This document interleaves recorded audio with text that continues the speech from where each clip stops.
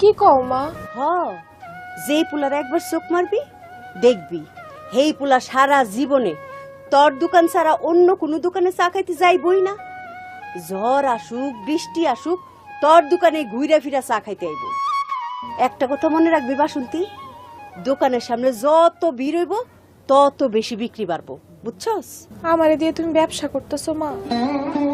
উপায় নাই রে মা, জীবন তো চালাইতে হইব।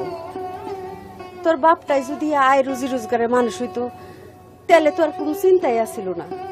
তুই দোকানে বইলে কাস্টমার বেশি হয়, দুই চারটা পয়সার মুখ দেখি, সেটা তো বুঝস। মা, তুমি কি আমার টাকা কামানোর মেশিন মনে করো? দূর পাগলি, কি কস তুই?